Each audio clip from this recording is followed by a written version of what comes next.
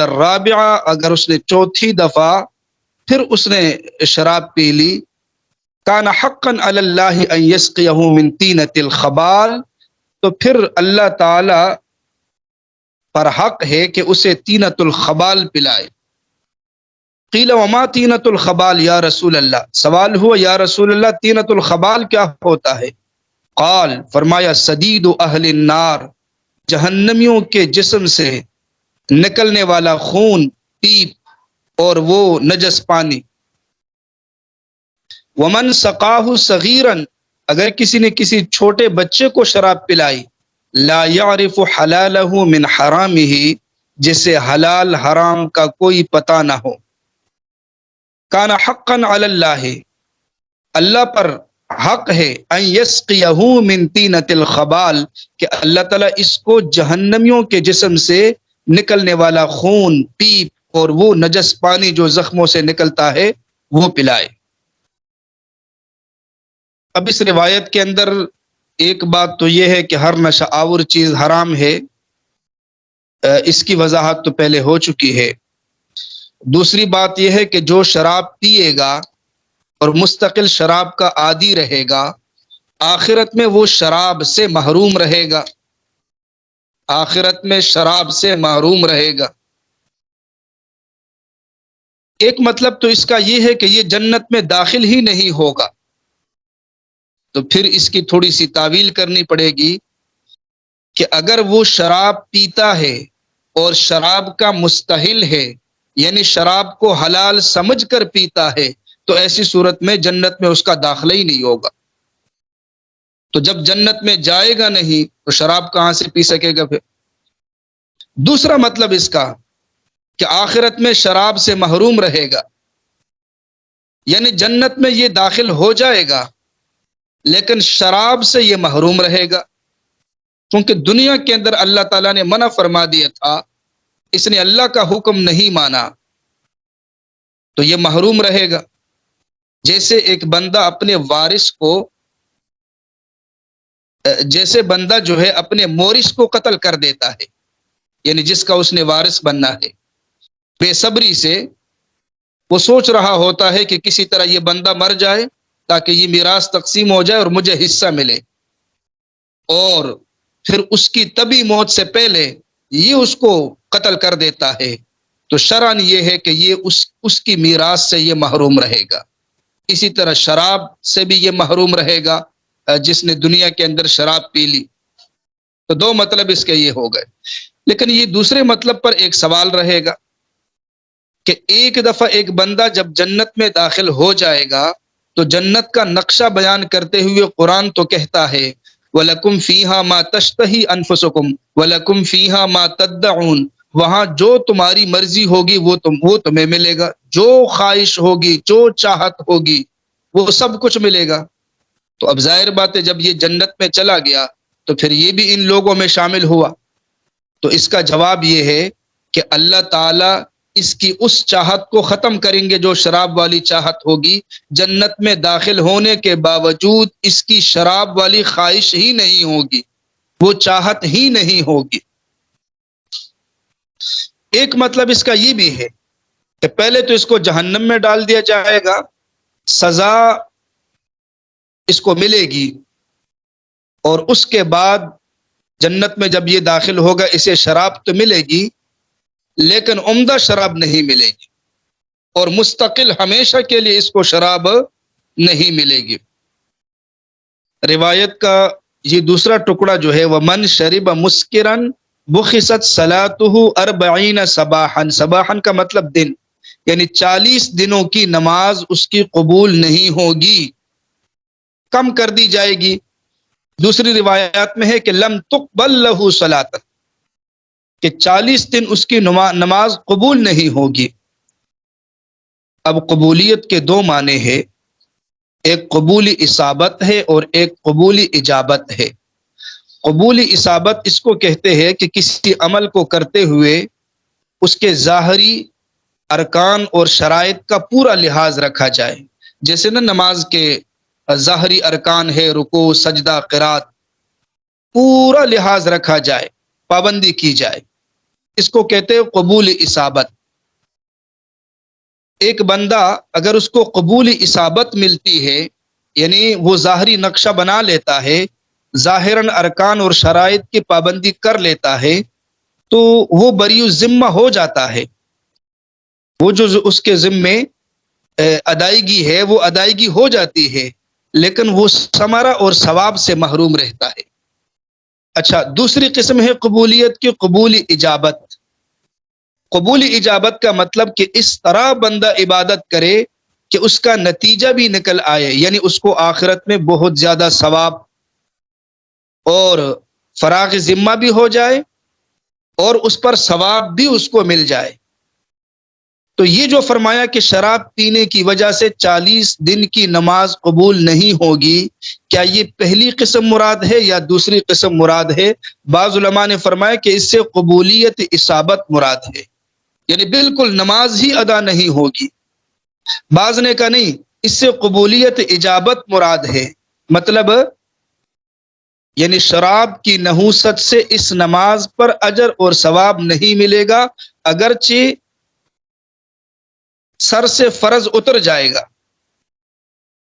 فراغ ذمہ ہو جائے گا، لیکن شراب کی نحوست کی وجہ سے جو اجر و ثواب ہے اس سے یہ محروم رہے گا، صرف ایک ذمہ داری پوری ہو جائے گی.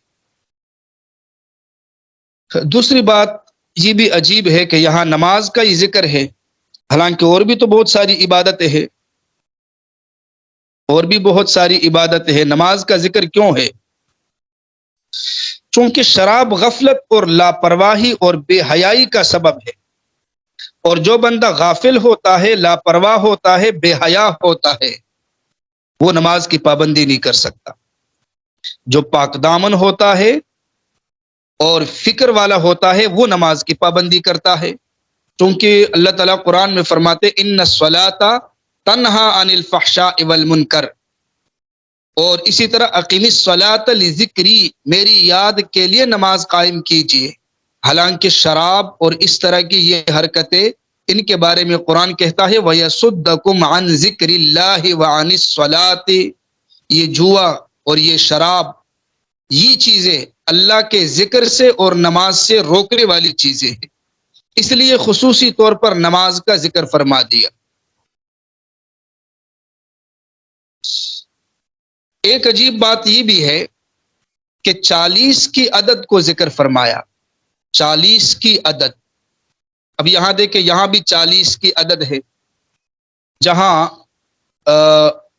بچے کے بارے میں آتا ہے کہ وہ ماں کے پیٹ میں، تو وہاں بھی 40 کی عدد کا ذکر ہے کہ 40 دنوں کے بعد اس میں تبدیلی آتی ہے. جیسے قرآن کی آیت ہے ثم خلقنا النطفة علقة فخلقنا العلقة مضغة، 40 دنوں کے بعد جمے ہوئے خون کی صورت میں بچہ جو ہے وہ بدل جاتا ہے، اور پھر اس کے بعد گوشت کے لوتڑے کی صورت میں، اور پھر اس کے بعد آگے جو ہے اللہ تعالیٰ ہڈیوں کو پیدا فرماتے ہیں.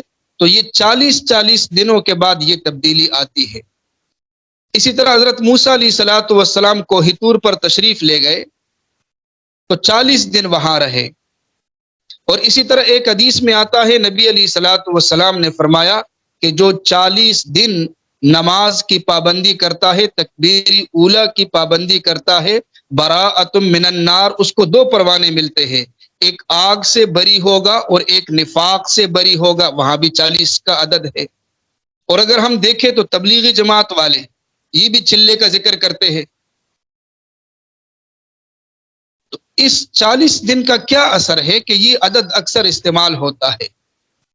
اس کی وجہ یہ ہے کہ عام طور پر یہ جو عدد ہے، تغیرات میں یہ عدد بہت مؤثر ہے، تغیرات میں یہ عدد بہت مؤثر ہے.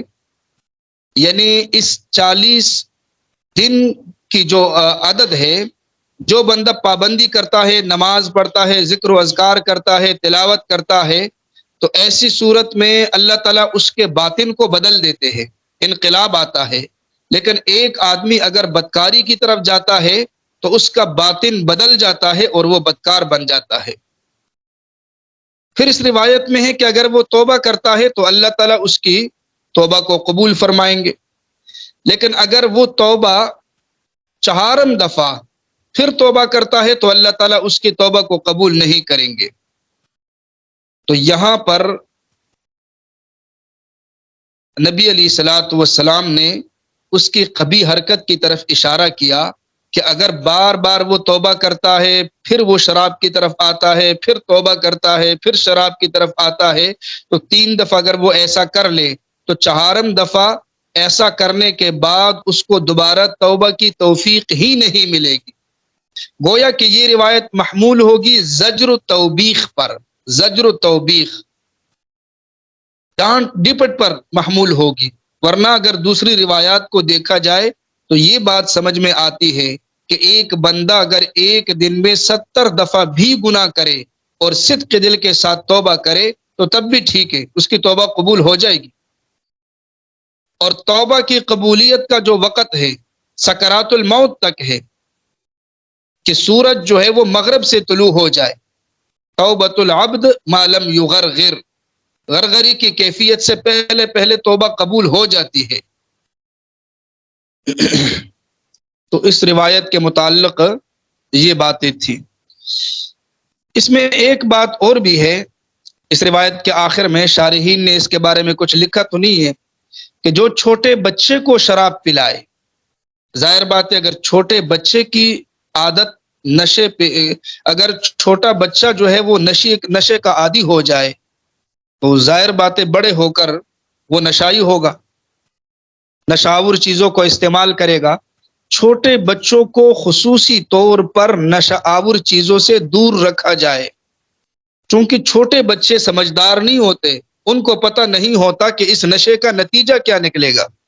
بڑوں کو تو پتہ ہوتا ہے، اگر وہ نشہ کرتے بھی ہے تو وہ ساتھ ساتھ ڈرتے بھی ہے کہ اس کا نتیجہ کیا نکلے گا، دماغ کام چھوڑے گا، جسم کام چھوڑے گا، اور پھر جیسے کہ باہر سڑکوں پر نشائی بیٹھے ہوئے ہوتے ہیں ایسے ہم بھی چلے جائیں گے سڑکوں پر، ان کو تو پتہ ہوتا ہے، لیکن چھوٹے بچوں کو بالکل پتہ نہیں ہوتا۔